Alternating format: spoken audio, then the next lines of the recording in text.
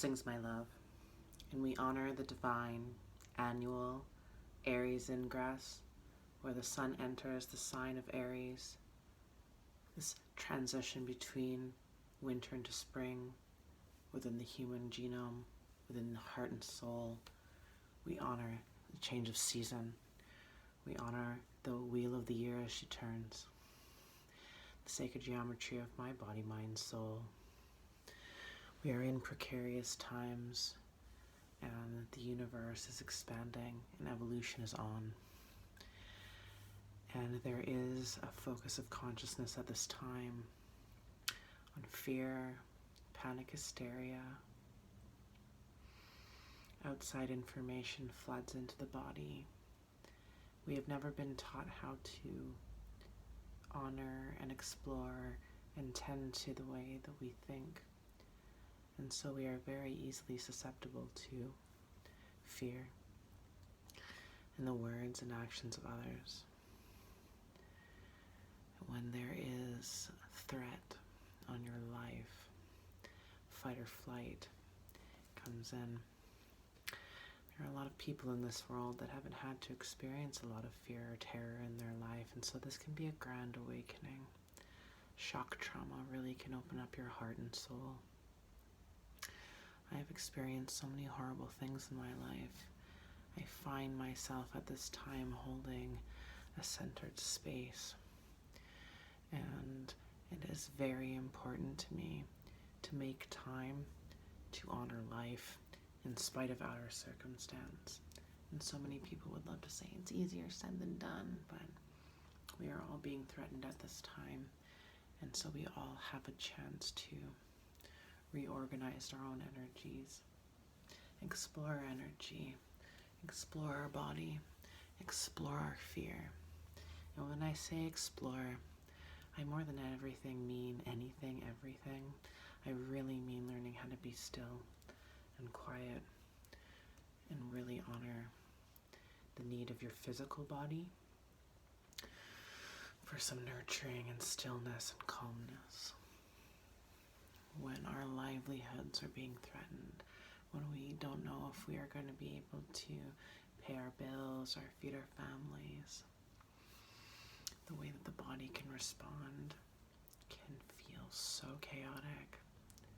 And so there are many ancient tools that we can use every single day that are free, that we have to have the will and the desire and the intention to carve out some moments for ourselves out of all of the chaos, out of all of the responsibility, out of all of the caretaking, out of all of the codependent overextension, out of all of the heightened energy and motion. You have to give yourself some time, otherwise you will collapse under the weight of your own internal lies. There's a darkness pervading human consciousness at this time, and it is trying to cover up and dampen these natural expansions through nature.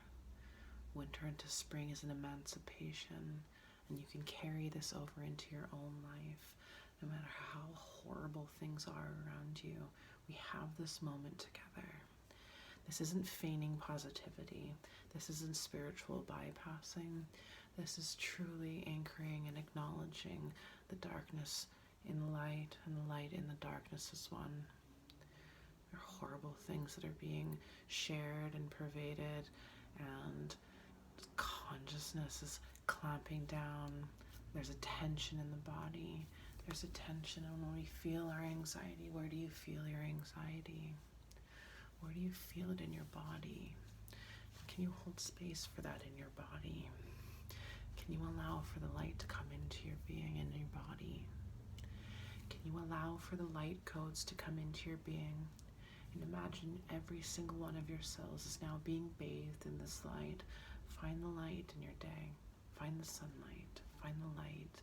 Even the pinhole of light through the clouds. Find the light. Find a moment. Even if it's freezing outside, go outside. Find a moment. Reclaim your own energy. Reclaim your own energy. Getting to know every aspect of your own self through your anxiety and your fear. During the scariest times of my life, when I didn't know whether I was going to make it, it was returning to nature and returning to the light that gave me hope and gave me a remembering that I was on this planet for a reason. And even if the human beings that brought us to this planet cannot care for us or cannot see us or cannot be with us at this time, we are the evolution of a grand story. We are the evolution of pain and oppression and destruction. I am a multidimensional, multicultural person. I have many races inside of my being. I have indigenous blood from other parts of this world. I have been the oppressor and the oppressed, and that rages within me, that is a wild energy within me. And at the equinox, we have this chance to truly examine darkness and light within ourselves. Looking at the duality of our pain and our disgust and our anger and our rage and our grief and our fear. This discordance is a gateway. It's a pathway to open further and further. There are so many pathways to open further into. Exploration of our pain through meditation and stillness and movement and dancing and singing and crying, giving ourselves time to just be the human being and not just doing all the time. And we are being forced into a realm of being at this time, and I'm so uncomfortable. I don't know what it's like to stop. I don't know what it's like to be quiet. I struggle with that. I've struggled with that many times for many years of my life. So learning silence practice and stillness practice with deep compassion for my anxiety that bubbles up and wants me to run away, but I stay here and I stay in the light and I continue to absorb the light. And I ask the light to come into every single one of my cells. Look at a picture of the brain on the internet. Look at a picture, the anatomy of the brain, and find your pineal gland, find your hypothalamus, find the pituitary gland, and visualize those spaces in your own brain. And now sit in the light, call in the light. Imagine you're absorbing all of this sunlight in through the third eye, into the body, into the actual cells of the body. You are a physical miracle construct, and you can activate your miraculous construct with conscious desire to understand yourself. What is this? Who am I?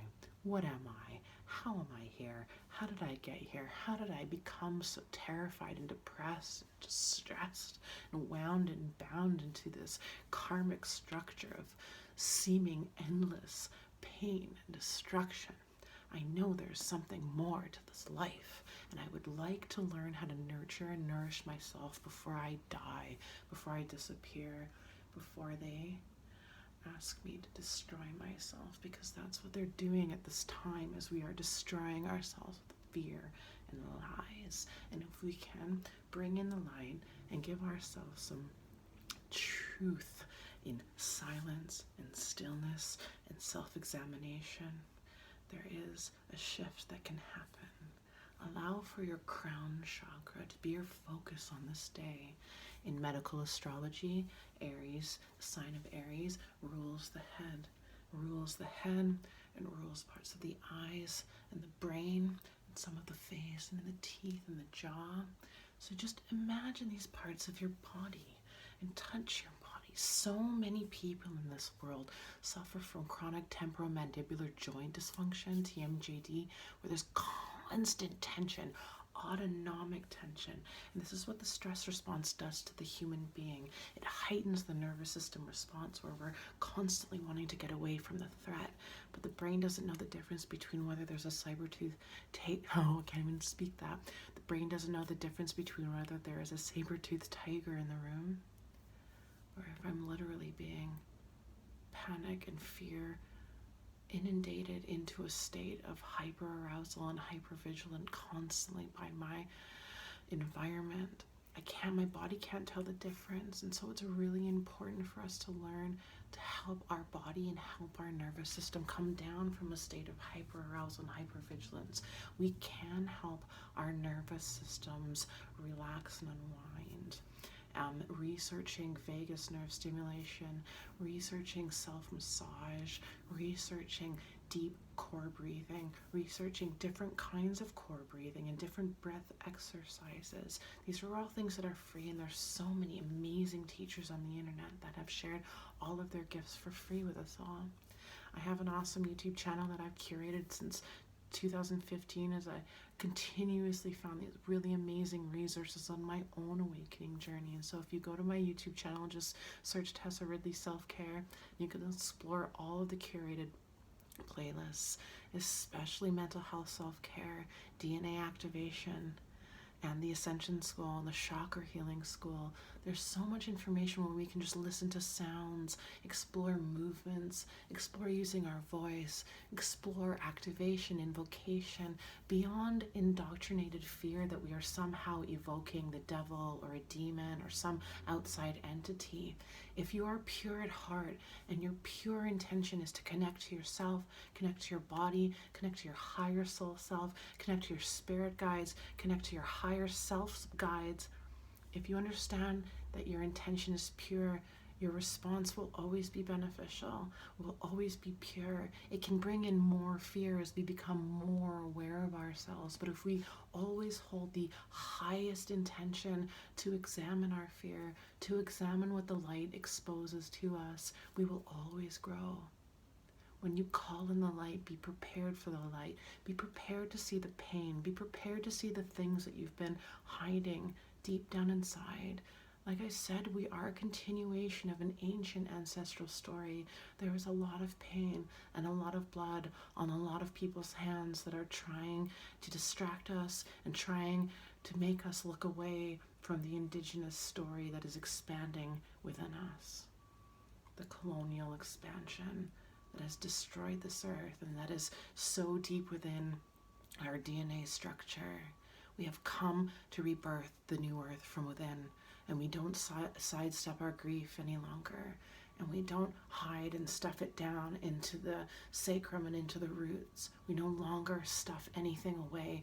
We no longer bite it down, stiff upper lip, don't show the pain. We will cry our stories now, and we will share our stories now, and we will open to our stories now. And so we will hold ourselves and explore ourselves.